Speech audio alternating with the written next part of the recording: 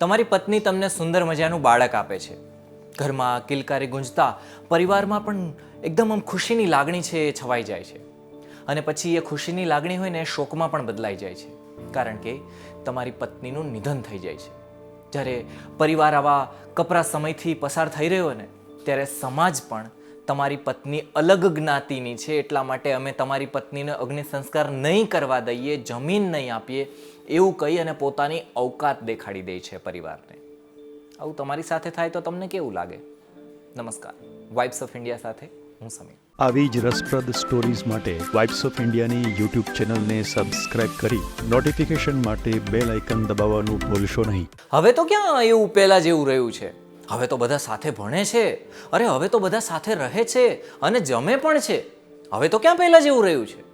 આવું જે કહેતા હોય ને એવા લોકો માટે મારે આજે તમને સમાજની એક નગ્ન હકીકત વિશે વાત કરવી છે. વાત છે પંચમહાલ જિલ્લાના ઘોગંબાના કંકોડા કોઈ ગામની.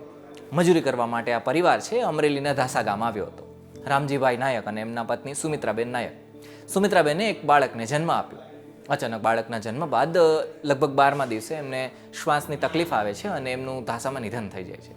નિધન થાય એટલે સ્વાભાવિક છે કે આપણે દફનાવીએ અથવા તો અગ્નિ સંસ્કાર કરીએ. પણ આપણા સમાજે મરેલા વ્યક્તિનો પણ મલાજો ન રાખ્યો અને કહી દીધું કે તમારી જ્ઞાતિ અલગ છે, અમે તમને દફનાવા નહીં દઈએ. કોઈએ પણ પોતાની જમીન અગ્નિ સંસ્કાર માટે ન આપી.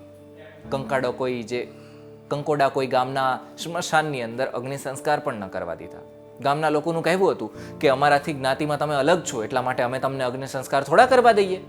છેલ્લે ખેતરના એક ખૂણામાં સુમિત્રાબેનના જે અગ્નિ સંસ્કાર છે ને એ થાય છે. આ ઘટના બાદ સમાજ કયા મોઢે કહેશે કે હવે તો ક્યાં પહેલા જેવું રહ્યું છે?